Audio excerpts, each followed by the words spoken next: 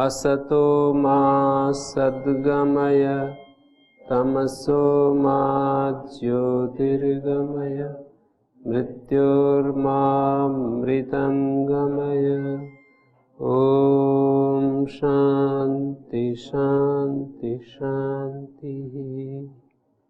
काशिका कक्षा 14 षणांता षट स्त्रीलिंग निर्देशात संख्या यदि संबद्धते। ऊपर से संख्या की अनुवृत्ति आ रही है। शकार और नकार अंत में जो तीन पद हैं, तीन पदों का द्वंद गर्भ बहुब्री हो रहा है।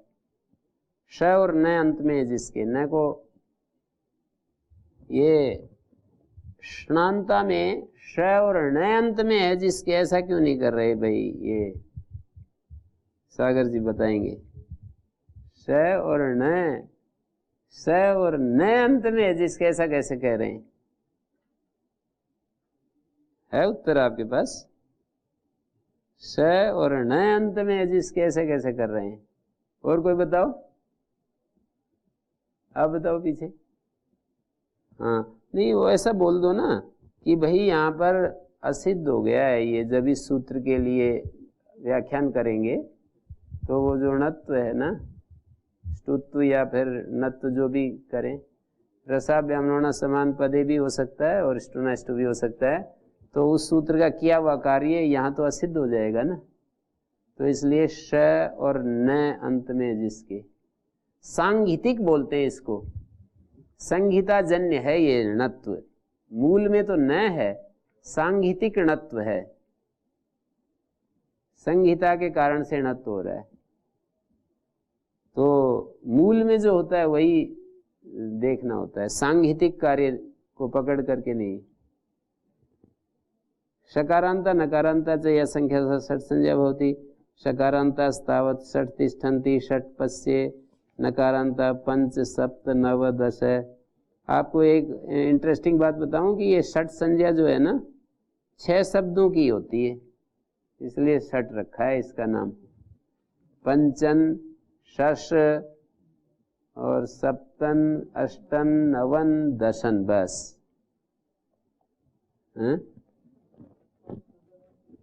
हाँ 5 नकारांत है, 1 शकारांत है।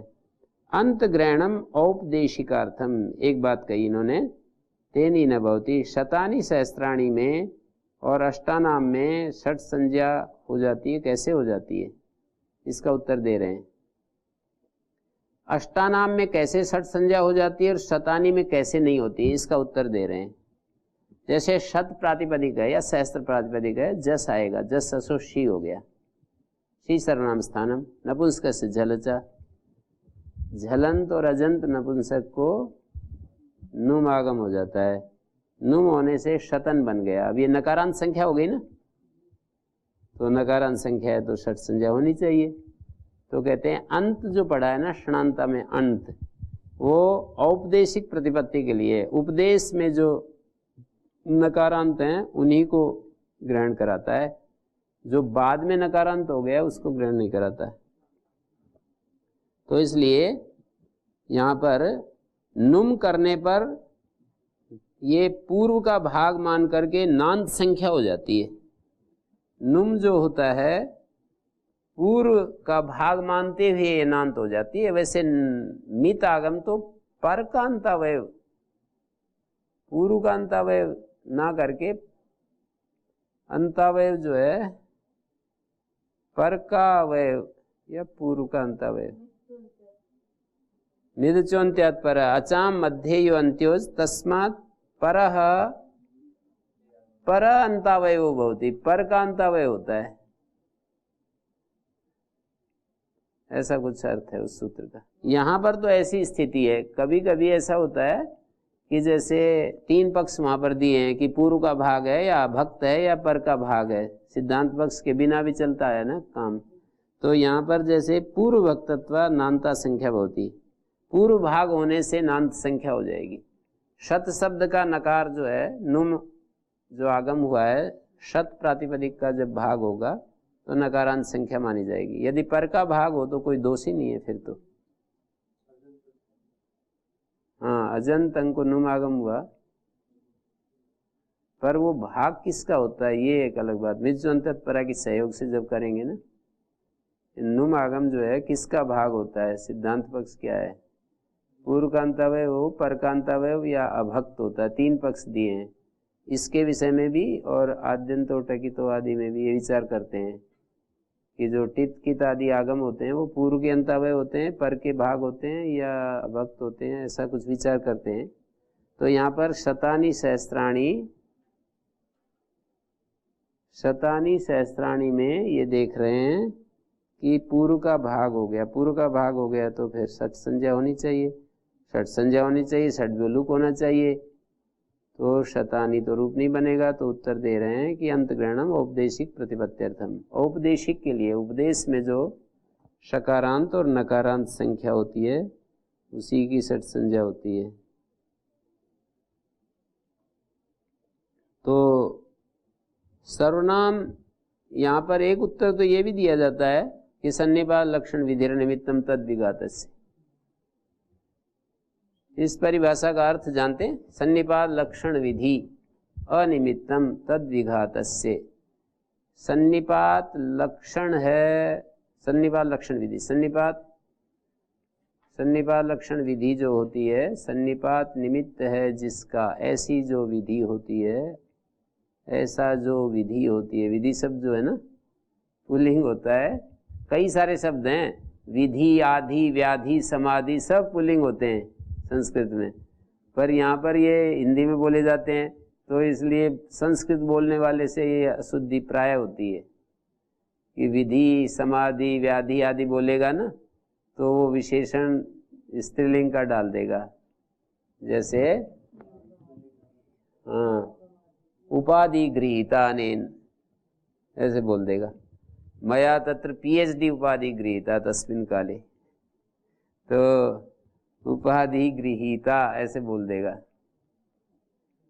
तो संस्कृत के लिंग व्यवस्था अलग है, हिंदी की अलग है, ये ध्यान में रखनी पड़ेगी। तो मैं ये कह रहा था, सन्निपात लक्षण विधि अनिमित्तम तद विघातस्य, तद विघात शब्द में तम विहंती थी, तद विघाता कर्मण्यन से अण प्रत्यय, सन्निपात को विघात करने वाला ऐसा अर्थ है।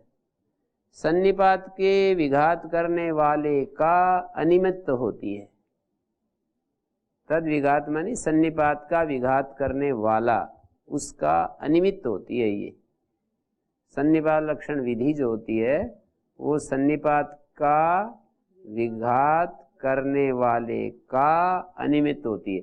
यहाँ पर करने वाला कर्ता में प्रत्यय है ना, जैसे यहाँ पर देखिए शतानी में ये सर्वनाम स्थान के सन्निपात से नुम हुआ, और यदि इसकी षट संज्ञा हो जाए तो सन्निपात का विघात करने वाला कौन आ जाएगा, षट संज्ञा आ जाएगी ना, सन्निपात का विघात करने वाला षट भ्योलुक, तो षट संज्ञा आ जाएगी। तो इसको कह रहे हैं सन्निपात का विघात करने वाले का अनिमित्त होता है, सन्निपात का विघात करने वाला जो है उसका निमित्त नहीं होता है ये। तो अष्टानाम इत्यत्र नुड भवति, अष्टानाम में नुड हो जाता है, कैसे हो जाता है, अष्टन प्रातिपदिक है और आम आया और यहाँ पर वो हो गया, क्या हुआ, षट संज्ञा हो गया। षट संज्ञा होने से अष्टन शब्द को आ कर लिया हमने, आ कर लिया तो अष्टा बन गया, अब ये नकारांत रहा नहीं, तो कैसे यहाँ पर षट संज्ञा हो रही है। तो कह रहे हैं कि उपदेश में नकारांत देखना है हमको, उपदेश में तो नकारांत है ना, बाद में आकारादेश होता रहे। तो इस तरह से षट व्योलुकीय इत्यादि प्रदेश, षट प्रदेश है। गुरुजी यहाँ शकारांत और नकारांत का उपदेश में का उच्चारण किया है, संख्याओं का उपदेश में उच्चारण कहाँ किया है, औपदेशिक नकारांत प्रातिपदिक गण पाठ समझ लीजिए, न षट स्वस्त्रादिव्या में, षट स्वस्त्रादिव्या देखिए, उसमें गण पाठ में देखिए, उस चौथे अध्याय के पहले पाद में न षट शस्त्रादि उस सूत्र को देखिए। मतलब ये पूछ रहे थे, इनका प्रश्न ये है कि उपदेश में कहाँ पाठ है इसका, उपदेश में नकारांत और शकारांत कहाँ है? शस का तो है ही घर, और नकारांतों का जो है, नकारांतों का प्रातिपदिक जैसे उणादि कोश में पंचन सप्तन नवन अष्टन बनाते ही हैं उणादि में, तो उससे हो जाएगा। जो अंत ग्रहणम औपदेशिकार्थम तेनेन भवति शतानि सहस्राणि, भाष्यकार ने इसको ज्ञापक से भी सिद्ध किया। अष्टानाम में नुड जो होता है, उन्होंने अष्टनो दीर्घात जो सूत्र है ना, अष्टनो दीर्घात में क्या दिखाया? अष्टनो दीर्घात सूत्र में जो दीर्घ ग्रहण किया है वो इस बात में ज्ञापक है कि, इस बात में ज्ञापक है कि कृतात्व अष्टन की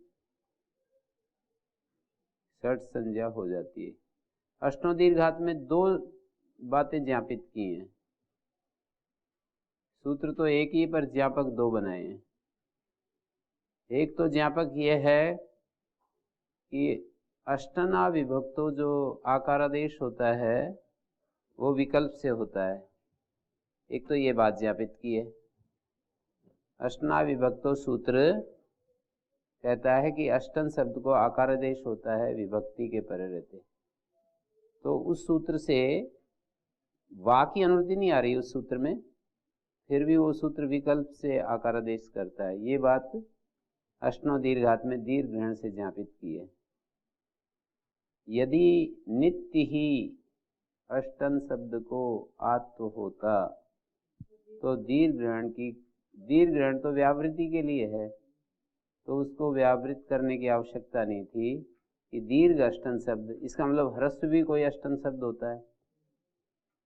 तो उसी से पता लगता है कि आचार्य विकल्प चाहते हैं अष्टना विभक्तो सूत्र को। एक तो ये दीर्घ ग्रहण से बात ज्ञापित की है, दूसरी बात ये भी ज्ञापित की होती है वहाँ पर दीर्घ ग्रहण से कि जो कृतात्व अष्टन की षट संज्ञा हो जाती है। कृतात्व का मतलब जब आकारादेश हो जाता है तब भी अष्टा शब्द बनने पर भी, नकारांत न रहने पर भी उसकी षट संज्ञा हो जाती है। अष्ट शब्द की जब आकारादेश हो जाता है, नकारांत नहीं रहता है, तब भी उसकी षट संज्ञा हो जाती है। आप कहेंगे कि कैसे ज्ञापित कर दिया ये? वहीं पर छठे अध्याय के पहले पाद में अष्टनो दीर्घात है, फिर आगे एक सूत्र है षट त्रि चतुर्भ्यो हलादि, वो कहता है षट त्रि चतुर शब्द से उत्तर हलादि विभक्ति उदात्त होती है। और आगे फिर एक सूत्र है झल्युपोत्तमम कि झलंत शब्द, वहाँ पर सौवर्या सप्तमा तदंत सप्तम्या, जो स्वर प्रकरण में सप्तमी होती हैं वो तदंत सप्तमी होती हैं। स्वर प्रकरणे भवा सौवरी और सौवर्या सप्तम्या तदंत सप्तम्या, स्वर प्रकरण में जो सप्तमियाँ होती हैं वो तदंत सप्तमी होती हैं।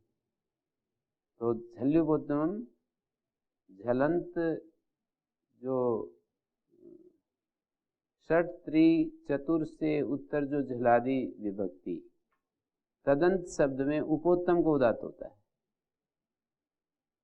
षट त्रि चतुर्भ्यो हलादि, और वहाँ पर षट त्रि चतुर की अनुवृत्ति आ रही है झल्युपोत्तमम में, षट त्रि चतुर से उत्तर जो झलादि विभक्ति है तदंत शब्द में उपोत्तम को उदात्त होता है।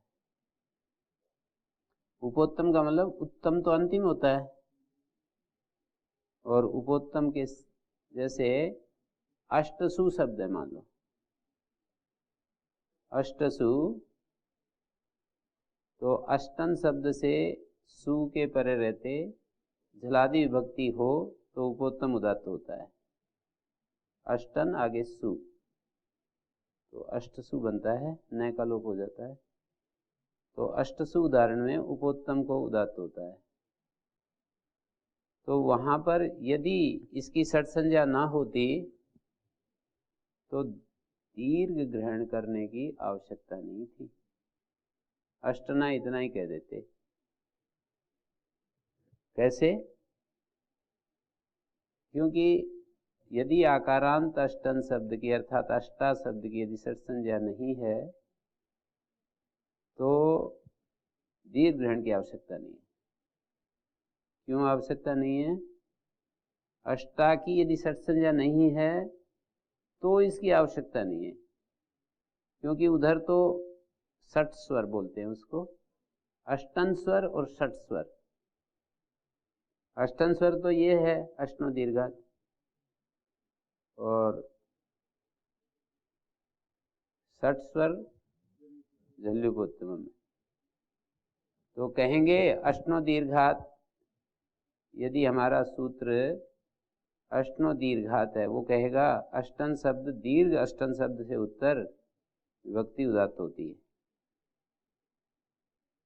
दीर्घ अष्टन शब्द से उत्तर विभक्ति उदात्त होती है, ये तो ये बोलेगा। और उधर जो झल्युपोत्तमम है षट स्वर जो करेगा वो षट संज्ञा पक्ष में उपोत्तम को उदात्त करेगा। ये सूत्र तो जो षट संज्ञा नहीं होगी, क्योंकि दीर्घ जो है ना उसकी तो षट संज्ञा होती ही नहीं है, तो ये सूत्र तो दीर्घ पक्ष में लगेगा और वो षट त्रि चतुर्भ्यो हलादि या झल्युपोत्तमम अदीर्घ पक्ष में। अदीर्घ पक्ष का मतलब षट संज्ञा पक्ष में, वहां तो षट पढ़ ही रखा है ना, षट त्रि चतुर्भ्यो हलादि। षट त्रि और चतुर शब्द से उत्तर हलादि विभक्ति, वो षट त्रि चतुर्भ्यो हलादि तो हलादि विभक्ति को उदात्त करता है, और झल्युपोत्तमम उपोत्तम को उदात्त करता है। ओम गुरु जी, अष्टन की तो हमेशा षट संज्ञा रहेगी, उपदेशिक में होने से अष्टन पड़े नहीं, वो तो एक प्रक्रिया, रास्ता ही अलग है औपदेशिक वाला। भाष्यकार ने उपदेश आदि की कोई बात ही नहीं कही। ये जो काशिकाकार ने अंत ग्रहणम औपदेशिक प्रतिपत्त्यर्थम, ये एक रास्ता है, और भाष्यकार का जो रास्ता है वो एक बता रहा था मैं कि अष्टन शब्द को जो दीर्घ ग्रहण किया ना, अष्टनो दीर्घात, उससे ये ज्ञापित होता है कि क्या ज्ञापित होता है? अष्टनो दीर्घ ग्रहणम षट संज्ञायाम, षट संज्ञा ज्ञापकम आकारांत स्नुडर्थम। अष्टनो दीर्घ ग्रहण ज्ञापक है, षट संज्ञा ज्ञापकम, षट संज्ञा का ज्ञापक है कि आकारांत को नुट होता है। अष्टानाम के लिए तो करना चाह रहे हैं ना यहाँ अंत ग्रहण, औपदेशिक प्रतिपत्ति के लिए कि अष्टन की षट संज्ञा हो जाए, बाद में आकार होता है तो होता रहे, यदि बाद में आ हो जाता है तो कोई बात नहीं। हमें क्या करना है? अष्टनो दीर्घ नहीं, हमें तो षट संज्ञा चाहिए इसकी।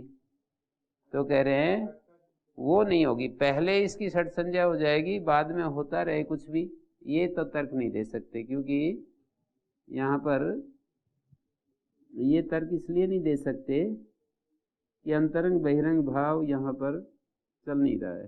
अंतरंग होने से पहले ही षट संज्ञा हो जाएगी और ऐसे ऐसे करके इस बात को तो स्वीकार नहीं कर रखा है।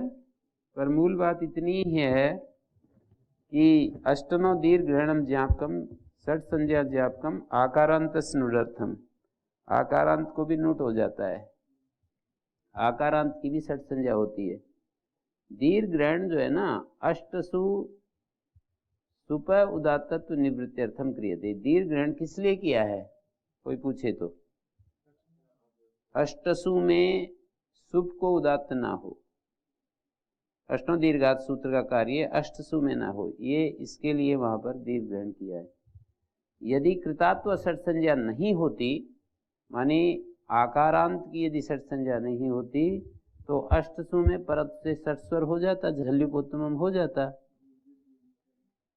तो दीर्घ ग्रहण की क्या आवश्यकता है? फिर भी किया है तो आचार्य देख रहे हैं कि कृतात्व की भी षट संज्ञा होती है, तो फिर अपवाद होने से षट स्वरो अनेन बाध्यते, अपवाद होने से ये जो सूत्र है अब तो विशेष रूप से अष्टन के लिए सूत्र है, और वो सामान्य षट संज्ञा तो कई शब्दों की होती है, पंचन आदि की भी होती है, तो ये अपवाद होने से षट स्वर को बांध लेता है।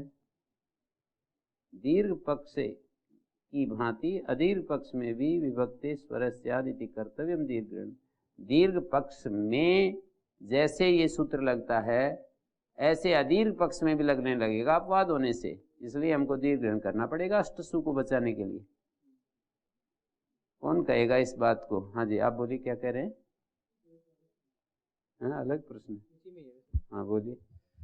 ये जो हम कह रहे हैं कि अष्टनो दीर्घात में दीर्घ ग्रहण ज्ञापक है कि ये दीर्घ वाला जो अष्ट शब्द है इसकी षट संज्ञा होती है, ऐसा हम दीर्घ ग्रहण करने से ज्ञापक निकाल रहे थे। हाँ, दीर्घ ग्रहण से ज्ञापक है कि कृतात्व अष्टन का मतलब होता है आकार आदेश होने के बाद भी, और ऐसा हम तब मानते हैं कि जब इसको झल्युपोत्तमम का अपवाद मानते हैं। वो तो बाद में बनता है, सारी प्रक्रिया हो लेती है तब होता है अपवाद। क्योंकि इसको अगर ये सूत्र नहीं बनाते तो दीर्घ वाले अष्ट को भी झल्युपोत्तमम वाला स्वर प्राप्त होने लगता, इसीलिए ये यहाँ दीर्घ ग्रहण करने से हम ज्ञापक निकालते हैं। वो तो ज्ञापक निकलने के बाद फिर ये है ना, ये कहा तब है ये कृतात्व की भी षट संज्ञा ज्ञापित होती है, इसके बाद ये बात देखने की होती है कि अपवाद होने से षट स्वर इसके द्वारा बाधित हो जाता है, और तब सार्थक होता है दीर्घ ग्रहण। जब ज्ञापित हो गया कि भाई ये कृतात्व की भी षट संज्ञा होती है तो दीर्घ ग्रहण सार्थक होता है। हमें स्वार्थ में चरितार्थ दिखाना होता है ना, कोई स्वार्थ में उसकी चरितार्थ अन्यत्र फल दो जगह होते हैं ना। यहाँ से ज्ञापक नहीं निकाल रहे हो, यहाँ मतलब अन्यत्र फल है। अष्टों दीर्घात में उसकी सार्थकता तब होगी, पहले ज्ञापक निकलेगा और ज्ञापक निकलने के बाद उसकी सार्थकता हमें बता सकते हैं ना। ज्ञापक निकलने से पहले तो वो व्यर्थ ही तो है, ज्ञापक निकलने से पहले वो व्यर्थ है। और ज्ञापक हम कहाँ से निकाल रहे हैं? अष्टों दीर्घात में ही ज्ञापक निकाल रहे हैं, वहीं से तो जहां से ज्ञापक निकलते हैं उसी को तो सार्थक सिद्ध करना होता है। हाँ, तो ज्ञापक निकलने से पहले वो व्यर्थ होता है और ज्ञापक निकलते ही वो सार्थक हो जाता है। तो ज्ञापक निकलने से पहले दीर्घ ग्रहण व्यर्थ दिखाई दे रहा है। दीर्घ का तो और भी प्रयोजन हो सकता है गुरुजी। दीर्घ का और क्या प्रयोजन होगा? जैसे अनुदात्तो सुप्पितो प्राप्त था और उसको यहाँ हम ये स्वर करना चाहते हैं, अनुदात्तो सुप्पितो तो अनुदात्त कर देता। और हमको अष्टो दीर्घात का अर्थ होता है दीर्घ अष्टन शब्द से उत्तर विभक्ति उदात्त होती है। हाँ, तो ये एक अपवाद हो गया अनुदात्तो सुप्पितो का, ऐसा हम नहीं, ये तो दीर्घ ग्रहण के ऊपर बात है ना, वो तो आप अष्टन और अष्टा की बात है ना। फिर ह्रस्व को हमको विभक्ति को उदात्त नहीं करना है, इसलिए उसको सूत्र बनाएंगे। यही तो बात है कि ह्रस्व और दीर्घ जो है, यहाँ पर दीर्घ का जो भेद है, यदि षट संज्ञा नहीं होती है, मैं ऐसे वाक्य शुरू करूंगा ना, यदि दीर्घ आकारांत की षट संज्ञा नहीं है तो फिर वो जो षट स्वर है वो परत्व से हुआ करेगा, और इसकी षट संज्ञा है ही नहीं, ये अपना अलग रहेगा, वो अपना अलग रहेगा। यदि दीर्घ आकारांत की षट संज्ञा नहीं होती है तो ये सूत्र बिना षट संज्ञा के अभाव में लगेगा, और षट संज्ञा के अभाव में फिर इसको अनुदात्तो सुप्पितो लगने लगता, फिर उसको फिर हमको उदात्त करना है। हाँ, तो अनुदात्तो सुप्पितो से उसको अनुदात्त होने लगता जब दीर्घ नहीं। अनुदात्त सुप्पितो की बात नहीं है, मैं ये कह रहा हूँ कि जैसे एक सूत्र है अष्टनो दीर्घात, दूसरा है षट् चतुर्भ्यो हलादि झल्युपोत्तमम्। अब मैं ये कहना चाह रहा हूँ कि यदि आकारांत अष्टन शब्द की षट संज्ञा नहीं होती तो फिर नहीं होती तो दीर्घ की क्या आवश्यकता है, क्योंकि दो सूत्रों का विषय विभाग हो जाएगा। ये सूत्र जो होगा वो ये दीर्घ में लगेगा पर षट संज्ञा के अभाव में लगेगा, वो षट संज्ञा में लगा करेगा। दीर्घ ग्रहण की आवश्यकता नहीं है। षट संज्ञा, यही तो मैं कह रहा था गुरुजी कि षट संज्ञा ना करें तब भी दीर्घ ग्रहण करना पड़ेगा हमको इस सूत्र में। नहीं आवश्यकता है ना, फिर आवश्यकता इसलिए आवश्यकता इसलिए नहीं है है। हाँ जी, क्योंकि आवश्यकता इसलिए है क्योंकि हमको दोनों अष्टन शब्दों से अलग अलग स्वर करना है। नहीं। जो दीर्घ वाले अष्ट शब्द से हमको विभक्ति को उदात्त करना है, और जो ह्रस्व अष्ट शब्द है उससे हमें झल्योपोत्तमम लगाना है उसमें। तो इसलिए हमको विभाग करने के लिए दीर्घ पढ़ना पड़ेगा, और इसलिए इसका प्रयोजन हो गया दीर्घ का, और सती प्रयोजनम ने ज्ञापकम होती। नहीं, वो तो सही है, प्रयोजन रहते हुए ज्ञापक नहीं होता, पर प्रयोजन तो इस तरह से नहीं देख रहे ना कि जैसे यहाँ पर अष्टनो दीर्घ ग्रहण षट संज्ञा ज्ञापकम आकारांत स्नुडर्थम, ऐसा वार्तिकार ने कहा है। और वार्तिकार ने जब ये बात कह दी कि दीर्घ ग्रहण षट संज्ञा ज्ञापकम, तो उनका भाव यही है। ये वहाँ पर जाकर कही है ये बात, कहाँ पर? अष्टनो दीर्घात सूत्र पर कही है ये बात, महाभाष्य में 6ठे अध्याय के और पहले पाद में जो अष्टनो दीर्घात सूत्र है ना, हाँ 166, उस सूत्र पर ये बात कही है कि षट संज्ञा आकारांत की भी षट संज्ञा होती है। आकारांत की षट संज्ञा यदि नहीं होती, आकारांत की यदि षट संज्ञा नहीं होती तो क्या होगा? प्रक्रिया तो समझ में आ गई थी मेरे को गुरुजी, लेकिन फिर भी मैं कह रहा था इसमें एक और बात बन रही है इसमें। यहाँ पर ऐसा बन रहा है ना, ये व्याख्याकारों ने भी ऐसा ही दिखाया है। तत्र ही दीर्घ ग्रहणम अष्टसु इति सुपा उदात्तत्व निवृत्त्यर्थम क्रियते। वहाँ पर जो दीर्घ ग्रहण है अष्टनो दीर्घात सूत्र में, वो अष्टसु में सुप को उदात्त हटाने के लिए किया है। और यदि कृतात्व की षट संज्ञा नहीं होती तो अष्टसु में तो परत्व से षट स्वर झल्युपोत्तमम इति भविष्यति, षट स्वर झल्युपोत्तमम से हो जाएगा। झलादि विभक्ति हो तो उपोत्तम उदात्त होता है, तय को उदात्त हो जाएगा। कृतम च कृतात्वस्यापि षट संज्ञाम ज्ञापयति, किया है तो कृतात्व की भी षट संज्ञा को ज्ञापित करते हैं। माने ज्ञापन प्रकार भी दिया है, देखो, नृ संख्या से आद्युदात्त को बाध कर घृतादि पाठाद अंतोदात्तो अष्टन शब्द साधिता। क्या है? अष्टन शब्द अंतोदात्त है, ठीक है। ये यहाँ पर ये दिया है नीचे टिप्पणीकार ने, नृ संख्या से आद्युदात्त को बाध कर घृतादि पाठ से अंतोदात्त अष्टन शब्द साधित किया है। नृ संख्या एक सूत्र है फिट सूत्र का, वो कहता है नकारांत और रेफांत संख्या को आद्युदात्त होता है, पर अष्टन शब्द को निपातन किया है वहाँ पर घृतादि पाठ से अंतोदात्त अष्टन शब्द को बताया है। नृ संख्या घृतादि नाम से सूत्र है। तस्मात् भिसी, उससे भिस लाएंगे तो अष्टभी और अष्टाभी दो रूप बनते हैं।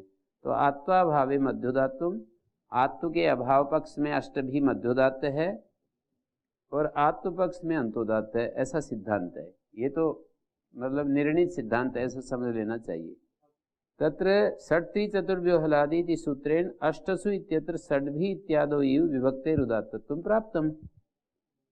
षट्त्री चतुर्व्योहलादि सूत्र है ना, अष्टसु यहाँ पर षड्भी इत्यादि की तरह, जैसे षड्भी में विभक्ति उदात्त होती है,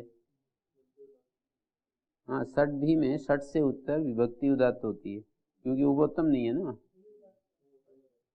षड्भी में दो ही अच है ना। षट्त्री चतुर्व्यूहलादि षड्भी में विभक्ति उदात्तत्व प्राप्त होती है। तद्बाधित्वा झल्युपोत्तमम इति प्राप्तम, अष्टसु में झल्युपोत्तमम प्राप्त हुआ। षट्त्री चतुर्भ्यो या झलादि विभक्ति तदंते पदे उपोत्तम उदात्तम भवति, ऐसा उसका अर्थ है। तद्बाधनाय अष्टनो दीर्घात इति आरभ्यते, उसको बाधन के लिए अष्टनो दीर्घात आरंभ किया है। दीर्घांताद अष्टना परा असर्वनाम स्थान विभक्ति उदात्ता भवति, ऐसा सूत्रार्थ है। तत्र यदि आत्मपक्ष से षट संज्ञा न स्यात् तरी तत्र सावकाशो अष्टना स्वरा, अष्टन स्वर तो वहां सावकाश हो गया। अष्टन स्वर कौन सा है? अष्टन स्वर यही सूत्र है ना, आत्मपक्ष में षट संज्ञा होती नहीं है तो अष्टन स्वर सावकाश हो गया। परत्वाद आत्वा भाव पक्षे झल्युपोत्तम षट स्वरेण बाधिष्यते इति किम दीर्घ ग्रहणेन। आत्मपक्ष में यदि षट संज्ञा नहीं है तो सावकाश अष्टन स्वर सावकाश हो गया, आत्व पक्ष में अष्टन स्वर सावकाश हो गया आत्व पक्ष में। परत्वाद आत्वा भाव पक्षे, परत्व से आत्वा भाव पक्ष में झल्युपोत्तम षट स्वरेण बाधिष्यते, आत्वा भाव पक्ष में झल्युपोत्तम षट स्वर से बाधित हो जाएगा। किम दीर्घग्रहणेन, आत्वा भाव पक्ष में झल्युपोत्तम षट स्वर के द्वारा बाधित हो जाएगा। तो किम दीर्घग्रहणेन कृतात्वस्यापि षट संज्ञाम सत्याम, कृतात्व की भी जब षट संज्ञा होती है तो षट स्वर से अष्टना स्वरो अपवादा संपद्यते, षट स्वर का अष्टन स्वर अपवाद हो जाता है। न च अष्टना स्वर शशि सावकाश इति वाच्यम, सस में भी तो हो नहीं सकता।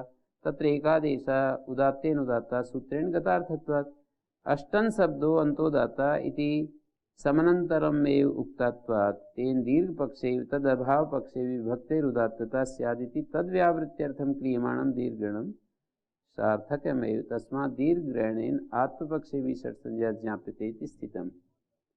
शब्द कौस्तुभ में ऐसा दिया है। भट्टोजी दीक्षित का एक ग्रंथ है शब्द कौस्तुभ, वहां पर ये प्रकार दिखाया है इन्होंने। ओम गुरु जी, इस जापक में दीर्घ ग्रहण सार्थक होने से ये स्वार्थ में प्रयोजन हुआ, और इसका अन्यत्र फल हुआ कृतात्व से नोटागम हो गया। हाँ, तो कृतात्व को नोट हो जाता है।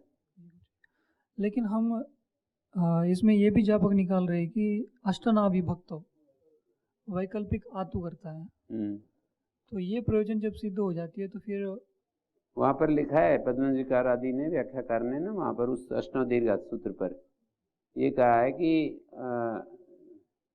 कई अर्थ भी ज्ञापित हो सकते हैं जब अनुपपत्ति हो रही हो। हाँ, कई बात भी ज्ञापित हो सकती है, अन्यथा अनुपपत्ति, जहां जहां भी अन्यथा अनुपपत्ति हो रही हो उससे वो ज्ञापित होती जाती है। अन्यथा अनुपपत्ति का मतलब दीर्घ ग्रहण की सार्थकता इसी में है। दीर्घ ग्रहण क्यों किया आचार्य ने, यदि नित्य होता है तो। ये अन्यथा अनुपपत्ति ये होती है, जैसे हम कहते हैं ना, यदि ये व्यक्ति रात्रि भोजन नहीं करता तो मोटा हो ही नहीं सकता, तो उसके स्थूलत्व को उपपन्न करने के लिए रात्रि भोजन की कल्पना की जाती है कि अवश्य रात्रि भोजन करता है। ऐसे ही अष्टनाविभक्तो सूत्र विकल्प से यदि कार्य नहीं करता है तो दीर्घ ग्रहण व्यर्थ होता है। ये एक बात ज्ञापित होगी, वो दूसरी बात है दूसरे तरह से।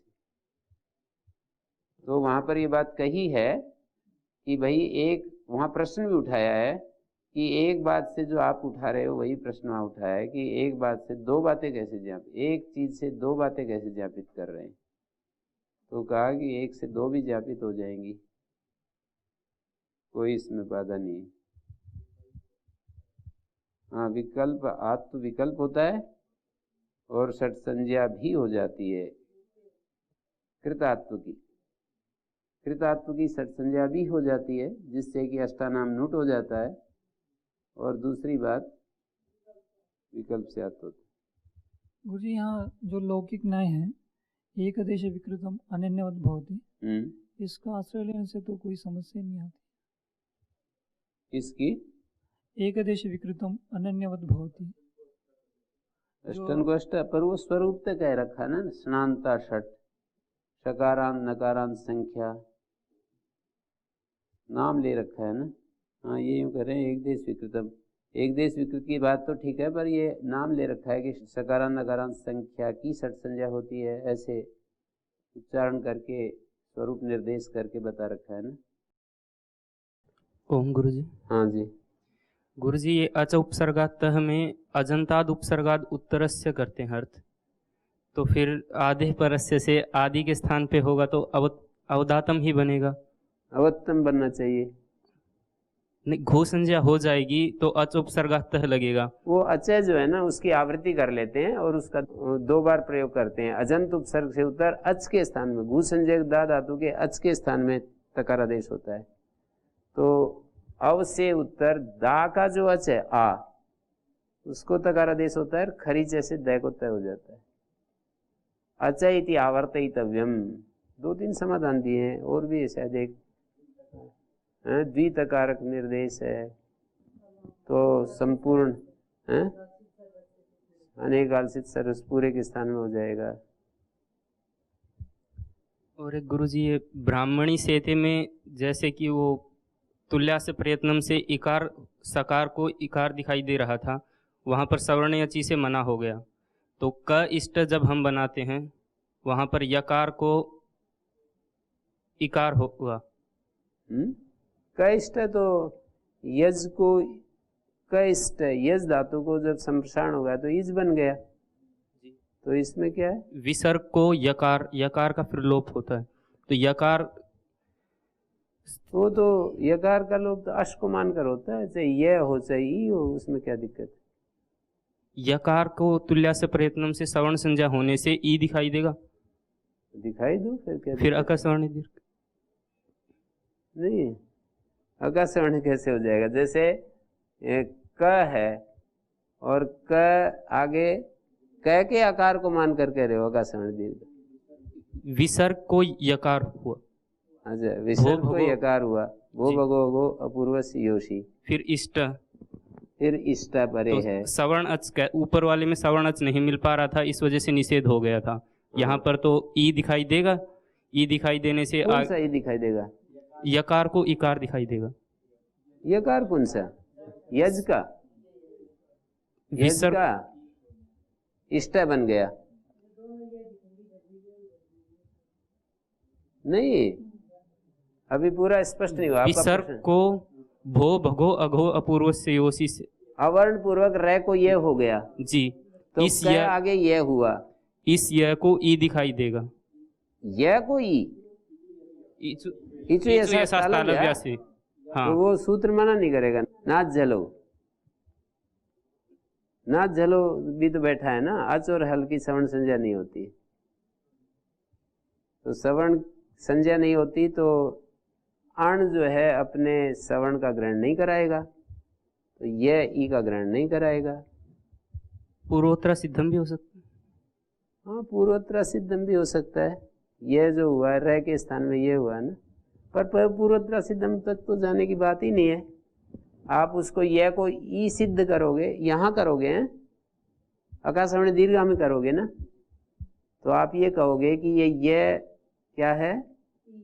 ई है, तो ये ई कैसे है? नाच जलो से मना हो जाएगा। गुरुजी जैसा सी करते हैं वहां पर नाच झलो नहीं लग पाएगा, क्योंकि जो दीर्घ इकार हो वो अच में नहीं आता। हाँ, जैसा सी करते हैं तो सकार जो है वो तुल्या से प्रयत्नम से यहाँ पर भी ई का ग्रहण होगा।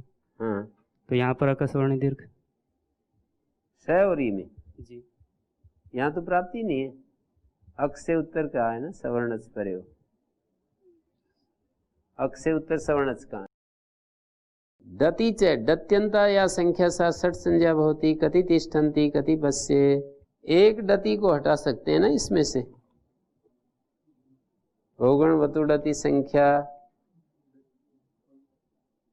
कोई सा भी एक हटा सकते हैं। वैसे संख्या संज्ञा करेंगे, नहीं तो फिर अनुवृत्ति ले आएंगे हैं।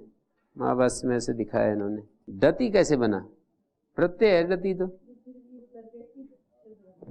नहीं, वो तो अलग है, वो तो इत संज्ञा को हमने देखा, ये दति संज्ञा थोड़ी है, प्रत्यय की कल्पना है ना। प्रत्ययों को तो एक अखंड वो मानते हैं ना, प्रत्ययों को थोड़ी सिद्ध करके दिखाते हैं। जो संज्ञाओं को तो आप दिखा सकते हो, पर प्रत्ययों को कैसे बना ऐसे कल्पना नहीं करते। कृता कृतवतु निष्ठा, कृत और कृतवतु प्रत्यय निष्ठा संज्ञक होते हैं। कृत कृतवान, भुक्त भुक्तवान, ककार कित कार्यार्थ, उकार उगित कार्यार्थ। जो कृतवतु प्रत्यय होता है ना, वो उगित कार्य के लिए, उगिताम सरनाम स्थाने धातु, और उगितश्च, उगितश्च सूत्र है, और उगिताम सरनाम स्थाने धातु है। तो निष्ठा प्रदेशा स्वीदितो निष्ठाएं मित्यम आदय सर्वादीनि सर्वनामानि। सर्वनाम संज्ञा में नत्व क्यों नहीं होता है? निपातन से। किमिदम निपातनम नाम, निपातन क्या होता है? निपातन होता है कि सामान्येन किमपि विधानं कृत्वा विशेषेण यथा निषेधा उच्यते तथा एव निपातनम नाम। जैसे निषेध सूत्र होते हैं वैसे निपातन सूत्र होते हैं। ये निपातन का एक पक्ष है। सामान्येन किमपि विधानं कृत्वा विशेषेण यथा निषेधा क्रियते तथा निपातनानि भी एवं जातिकानि भवन्ति। और विधि पक्ष में जैसे कहीं विधान नहीं है तो विधान भी कर देते हैं, जैसे अतिशयनम अतिशायनम कर दिया। यहाँ पर एक बात अच्छी सी आपको बता देता हूँ। सर्वादीनी में सर्व आदिरेशाम तानी मानी सर्वादीनी, तानी इमानी जो कह करके दो शब्द बोले ना सर्वनाम संज्ञक, इससे पता चलता है कि ये तद्गुण संविज्ञान बहुब्री मानते हैं। कहाँ तद्गुण संविज्ञान होता है, कहाँ अतद्गुण संविज्ञान होता है, इसके लिए ये कहा है वहाँ पर महाभाष्य टीका में उद्योत में ये लिखा है कि जहाँ संयोग और समवाय संबंध को लेकर, संयोग संबंध और समवाय संबंध को लेकर संबंध ही जब अन्य पदार्थ होता है तो वहां तो हमेशा तद्गुण संविज्ञान होता है। संयोग और समवाय संबंध को लेकर किसी अन्य संबंध को लेकर यदि संबंध ही अन्य पदार्थ होता है तो वहां तद्गुण संविज्ञान होता है। जैसे चित्रा गावा यस्य चित्रगु बोलते हैं ना, यहाँ गायों के साथ अन्य पदार्थ देवदत्त का समवाय संबंध भी नहीं है, संयोग संबंध भी नहीं है। संयोग तो दो पदार्थों का होता है, जैसे मेज के ऊपर ये रखी है, पुस्तक रखी है, ये संयोग कहलाता है। हमारा और अपने शरीर के ऊपर वस्त्रों का जो संबंध है ये संयोग संबंध है। और हमारे आँख नाक कान आदि का शरीर के साथ जो संबंध है वो समवाय संबंध है। तो जैसे लंब कर्ण मान है इत्यादि में तो समवाय संबंध है, और शुक्ल वास्तव मान है तो यहाँ पर संयोग संबंध है। तो ऐसे स्थलों में तो होता है। यहाँ भी सर्व शब्द आदि यहाँ अवयवाची है, सर्व आदि में है जिन शब्दों के तो संयोग संबंध है। यहाँ पर अवयव अवयवी भाव जो होता है वो भी संयोग में ही होता है। तो अवयव और अवयवी जैसे सर्व आदि में है जिनके, तो यहाँ भी संयोग संबंध को लेकर के संबंधी अन्य पदार्थ बनाया जा रहा है। चित्रगु में स्वस्वामी संबंध होता है, संयोग संबंध नहीं होता है, स्वस्वामी संबंध होता है, इसलिए अतद्गुण संविज्ञान होता है। तो ये जो है तद्गुण संविज्ञान के विषय में ऐसी बात समझ लेनी चाहिए। और कभी कभी ऐसा भी होता है जैसे शुक्लवासम आने शुक्लवासम पश्य शुक्लवासम भोजय, इन दोनों उदाहरणों में आपको डिफरेंस अंतर प्रतीत हो रहा होगा। जब हम कहते हैं शुक्लवासम भोजय तो वस्त्रों के साथ भोजन क्रिया का संबंध नहीं होता, केवल विशिष्ट के साथ ही संबंध होता है। और जब हम कहते हैं शुक्लवासम पश्य तो वस्त्र भी देखे जाते हैं। हाँ, तो तद्गुण से विज्ञान तो है दोनों जगह, पर क्रियाओं के साथ ऐसे भी संबंध हो जाता है। जहाँ संयोग और समवाय अन्यतर संबंध को लेकर संबंधी अन्य पदार्थ है वहाँ तद्गुण संविज्ञान होता है हमेशा।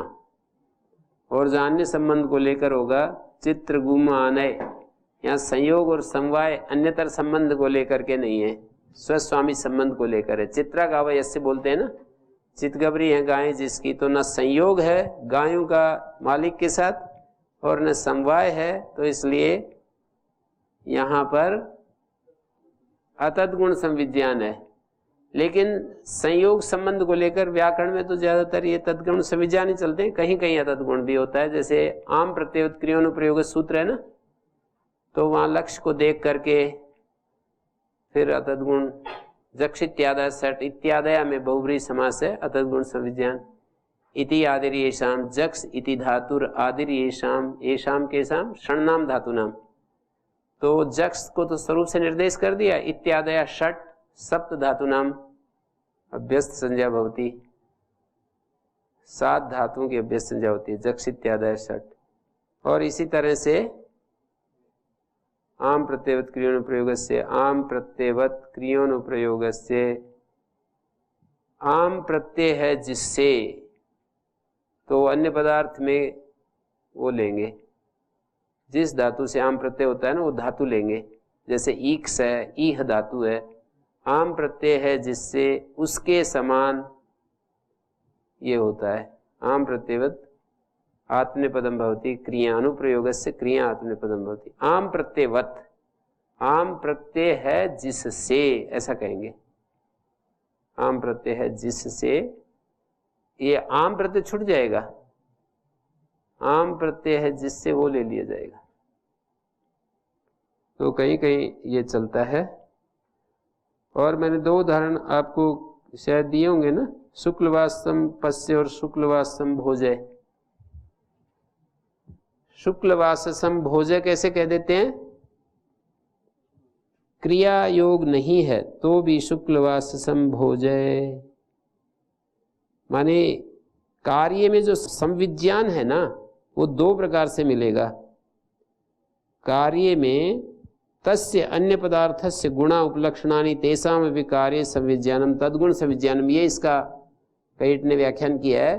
तस्य तद्गुण संविज्ञान, तस्य मानी अन्य पदार्थस्य, तद्गुण संविज्ञान में जो तस्य शब्द है ना, तत् शब्द है, उसके, किसके? अन्य पदार्थ के गुण, तद गुण, अन्य पदार्थ के जो गुण हैं, उपलक्षण विशेषण, अन्य पदार्थ के जो गुण हैं उनका कार्य में संविज्ञान को तद्गुण संविज्ञान कहते हैं। कार्य में जो संविज्ञान है वो 2 तरह का होगा। कभी कभी तो ऐसा होगा कि क्रिया में सन्निधान मात्र से होगा, विशिष्ट का क्रिया में सन्निधान मात्र से होगा। जैसे क्रिया योग के अभाव में भी शुक्लवासम भोजय बोलेंगे। और कहीं विशेषण से अभी क्रिया योगेन, विशेषण का भी क्रिया योग से होगा, जैसे हम बोलेंगे शुक्लवासम पश्य। तो शुक्ल वस्त्र हैं जिसके, उस व्यक्ति को, विशेषण को भी क्रिया में देखना है, मतलब हम देखेंगे, व्यक्ति को भी देखेंगे और उसके वस्त्रों को भी देखेंगे। लेकिन शुक्लवासम भोजय कहते हैं तो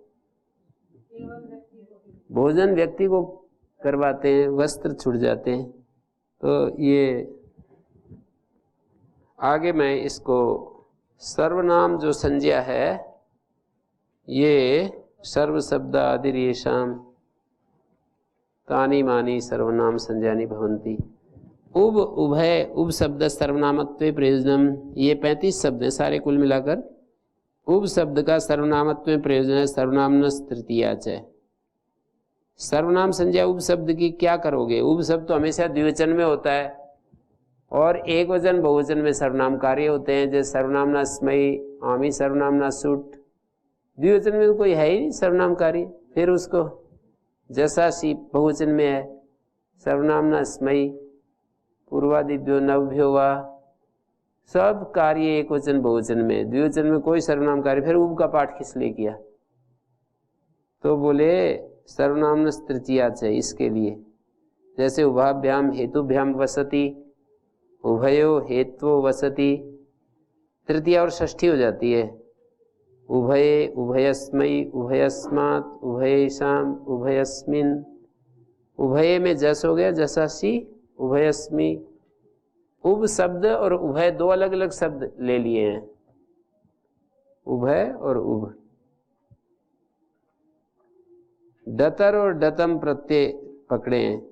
किं यत्तदोर निर्धारणे द्वयोरेकस्य डतरज वा बहुनाम जाति पर प्रश्ने डतमज, इन दोनों प्रत्ययों का ग्रहण है। तो किम शब्द से जैसे कतर कतम और इतर अन्य अन्यतर, इतर अन्य अन्यतर, इतरस्मयी अन्यस्मयी अन्यतरस्मयी। त्वय शब्द अन्यवाची है, स्वर भेद से 2 बार पढ़ा है। त्वय शब्द का अन्य अर्थ होता है, एक उदात्त होता है, दूसरा अनुदात्त होता है। केचित तकारांतम एकम पठंती, कुछ लोग त्वय शब्द को त्वत पढ़ते हैं। त्वय और त्वत दोनों अनुदात्त बात बताते हैं। त्वय त्वत इति द्वावपि अनुदात्तौ इति स्मरन्ति। नेम नेमस्मै वक्ष्यमाणेन जसि विभाषा भवति। नेम नेमस्मै और जस में 2 रूप बनेंगे, नेमे नेमा किस सूत्र से? आगे एक सूत्र आ रहा है ना विभाषा जसी के बाद, प्रथम चरम तयाल पार्द कतिपय नेमाश्च। प्रथम चरम सूत्र से। नेमे नेमा सम समस्मय, सम शब्द जो है ना, जैसे सम का अर्थ सर्व ही होता है। कदम यथासंख्यम अनुदेशा समानाम कैसे हो गया? समेशाम क्यों नहीं बना? यथासंख्यम अनुदेशा समानाम समेशाम क्यों नहीं बना? समे देशे यजेत इति, सम देश में यजन करे, समतल भूमि में यजन करे। तो ये समे देशे समस्मिन क्यों नहीं बना? समस्य सर्व शब्द पर्याय सर्वनाम संज्ञा न सर्वत, जो सर्व का पर्यायवाची सम है ना, वही चाहते हैं। जो बराबर अर्थ वाला है ना सम, उसकी सर्वनाम संज्ञा नहीं चाहते। जैसे समानाम में तो अर्थ वो होता है ना बराबर, यथा संख्यम अनुदेशा समानाम, समय देशे में भी समतल अर्थ है, तो इसलिए कोई दोष नहीं। और आगे कह रहे हैं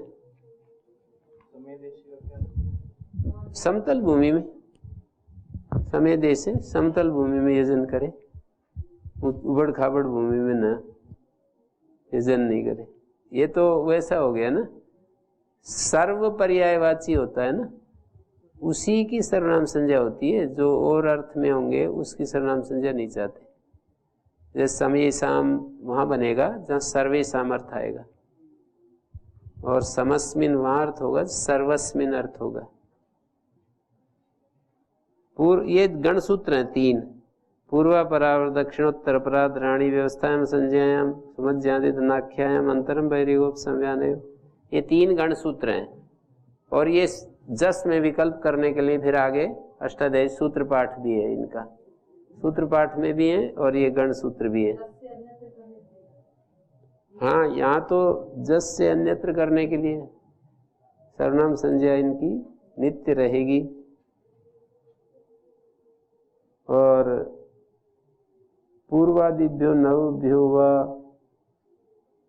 वो तो स्मिन आदेश में करता है ना, घसी गयो स्मात स्मिन के बाद पूर्वादिभ्यो नवभ्यो व, तो घसी गयो स्मात स्मिनों की अनुवृत्ति है ना, पूर्वस्मात और पूर्वात, पूर्वस्मात पूर्वस्मिन ये बनेगा, पूर्वात पूर्वे भी बनेगा। तो यही तो है ना 9 शब्द, पूर्व पर अवर दक्षिण उत्तर अपर अधर स्व और अंतर, ये है 9। यहां से ही 9 शब्दों को गिना करके पूरा किया है। और ये त्यदादि गण है आखिरी में, त्यद तद यद एतद इदम अदस एक द्विस्मद अस्मद भवतु किम। तो यहाँ पर त्यदादि नाम सूत्र में तो 8 शब्द लिए जाते हैं, त्यदादि नीचे सूत्र में 12 लिए जाते हैं। जो 7वें अध्याय के दूसरे पाद में त्यदादि नाम सूत्र है, वहां पर तो केवल 8 लिए जाएंगे। त्यद तद यद एतद इदम अदस एक द्विपर्यंतास्त्यदादय, उस सूत्र में 8 लिए जाएंगे। और ये जो वृद्ध संज्ञा करने वाला सूत्र है, त्यदादि सर्वै नित्यम, एक सूत्र है त्यदादि सर्वै नित्यम, एक त्यदादि नीचे। इन 2 सूत्रों में त्यदादि से 12 शब्द ले लेंगे। पहले अध्याय के दूसरे पाद का आखिरी में सूत्र है ना, आखिरी में त्यदादि सर्वै नित्यम ग्राम्य प्रसंगेषु तरुणेषु, स्त्री से पहले। और दूसरा ये वाला त्यदादि नीचे पहले पाद के अंत में है ना, इंग प्राचम देश से पहला। तो ये जो सूत्र हैं इनमें 12 शब्द हैं, और त्यदादि नामा जो सूत्र है उधर, और ये इस क्रम में जो रखे हैं ना, तो किम सर्वनाम बहुभ्यो अद्व्यादिभ्य, किम सर्वनाम बहु प्रातिपदिकों से आगे आने वाले प्रत्यय होते हैं। 5वें अध्याय के तीसरे पाद की बात कर रहा हूं। अद्व्यादिभ्य, अद्व्यादि से द्वियुष्मद अस्मद भवतु किम, ये 5 शब्दों को छुड़वाया, फिर उनमें से एक किम को पकड़ लिया। किम सर्वनाम बहुभ्यो, सर्वनाम बहुभ्यो अद्व्यादिभ्य। तो सर्वनाम बहु तो सर्वनाम नहीं था, तो इसलिए पढ़ दिया, और किम इसलिए पढ़ दिया कि वो द्व्यादि में आ रहा था, तो उसमें से निकालना था इनको, तो किम सर्वनाम बहुव्रीहि ऐसा बना दिया। तो ये वृद्ध संज्ञा जैसे हो जाती है तो तदीयम, तदीयम, यदीयम, मदीयम आदि शब्द बन जाएंगे, युष्मदीयम, अस्मदीयम आदि। बहुदीयम, बहुदीयम तो बहुतष्ठक 600 उससे भी बन जाता है, उसी से बनेगा कि नहीं तो फिर बहुदीयम में केवल 6 से बहुदीयम नहीं बन पाएगा। बताएंगे आप? बताएंगे 6 से क्यों नहीं बनेगा, 6 से क्यों करना पड़ेगा? आप भी बता सकते हैं। हाँ हाँ, जिनके हाथ में ये गया है ना, भवतष्ठक 600 सूत्र बनाया ना, भवत शब्द से ठक और छस प्रत्यय होते हैं, भावत का भवदीयम, छस क्यों करना पड़ा? 6 से भी तो बन जाएगा ना, 6 में तो हो ही जाएगा ये। उनको दो ना पीछे। हाँ, स्थिति जैसे पद संज्ञा होने से क्या लाभ हुआ? जलाम जो सुनते हो गया, नहीं तो जो है वो भवतीय बनता ना। सर्वनाम संज्ञा में एक प्रसिद्ध वार्तिक है, संजोग सर्जनानाम प्रतिषेध वक्तव्य, भाष्य वार्तिक है। जब मैं भाष्य वार्तिक बोलूं तो इसमें नहीं, भाष्य वार्तिक का मतलब भाष्य में है वार्तिक। संजोग सर्जनानाम प्रतिषेध वक्तव्य, संजोग सर्जन संज्ञावाचकों को नहीं होता है और उपसर्जनों को भी नहीं होता है। उपसर्जन का क्या उदाहरण होगा पवन जी? उपसर्जन का क्या उदाहरण होगा? दिमाग लगाओ जरा। हाँ, समास में होगा तो कोई उदाहरण दो। संज्ञावाचक और सर्जन शब्दों की, संज्ञा शब्दों की और उपसर्जन शब्दों की सर्वनाम संज्ञा का प्रतिषेध करना चाहिए। ध्यान में आ रहा है? हाँ, अति सर्व शब्द है ना, सर्वम अतिक्रांत, तो सर्व उपसर्जन हो गया, तो यहां नहीं होगी सर्वनाम संज्ञा। तो कोई कहे कि यहां अति सर्व की हो ही कैसे जाएगी? सर्व शब्द की कही हुई संज्ञा अति सर्व की कैसे हो जाएगी? तो इसका उत्तर क्या दोगे?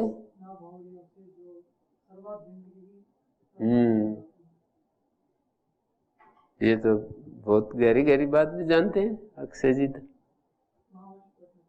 हाँ हाँ, तो वहां पर जो है सर्वनाम अव्यय संज्ञा में तदंत विधि स्वीकार कर ली है आचार्य ने। सर्वनाम संज्ञा और अव्यय संज्ञा में तदंत विधि स्वीकार की हुई है। तो यहाँ संज्ञा प्रतिषेध करने की क्यों आवश्यकता नहीं है? ऐसा कहते हैं, संज्ञा प्रतिषेध की तो जरूरत नहीं है। अभिव्यक्त पदार्थाए स्वतंत्रालोक विश्रुता शास्त्रार्थस्तेषु कर्तव्य शब्देषु न तदुक्तिषु। जो अभिव्यक्त पदार्थ होते हैं ना, जो स्वतंत्र हैं, लोक विश्रुत हैं, लोक में प्रसिद्ध हैं, अभिव्यक्त पदार्थाए स्वतंत्रा लोक विश्रुता शास्त्रार्थ तेषु कर्तव्य, उन्हीं में शास्त्र का अर्थ घटाना चाहिए। शब्देषु न तदुक्तिषु, उस समान दिखाई देने वाले शब्दों में शास्त्र का अर्थ नहीं घटाना चाहिए। जैसे कि सर्वनाम, सर्वनाम में सर्व शब्द है, मान लो सर्व किसी व्यक्ति का नाम रख दिया, तो ये तो उसके जैसा तो है, उसके जैसा तो है, पर ये प्रसिद्ध अर्थ वाला सर्व नहीं है। प्रसिद्ध अर्थ वाला तो संज्ञा सर्वनाम ही होगा। किसी एक व्यक्ति के लिए हमने सर्व बोल दिया तो ये सर्वजन विदित नहीं है, ये सर्वजन विदित तथ्य नहीं है। ये किसी एक व्यक्ति को हमने सर्व कह दिया, और सर्व का मतलब जो सर्व होता है ना, तो वो प्रसिद्ध है। तो ये न्याय है, एक अभिव्यक्त पदार्थ है, स्वतंत्रालोक विश्रुता शास्त्रार्थस्तेषु कर्तव्य शब्देषु न तदुक्तिषु। तदुक्तिषु तत् समान शब्देषु हैं, उसमें अर्थ नहीं करना चाहिए। तो इस तरह से ये बात है।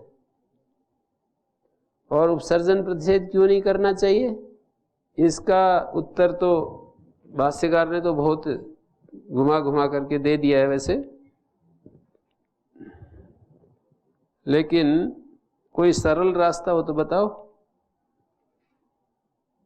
सर्वनाम संज्ञा जो है अति सर्व आदि की क्यों नहीं प्राप्त होती? हाँ, सर्वनाम जो है महती संज्ञा की है, अनवर्त संज्ञा है। सर्वेशाम नाम सर्वनाम, ऐसा अर्थ ग्रहण कर लिया। सर्वनाम जब सर्वेशाम नाम है तो फिर ये अनवर्त संज्ञा के द्वारा वो भी कार्य कर रहे हैं कि जो सबका नाम है वही सर्वनाम होता है, और सर्वादीनि सर्वनामानि, जो ये संज्ञा और उपसर्जनी भूत होते हैं ना, वो विशेष में रहते हैं। सबके नाम वो सर्वनाम होते हैं, ये तो विशेष में रहते हैं। तो यहीं विराम देते हैं। ओम शांति शांति शांति।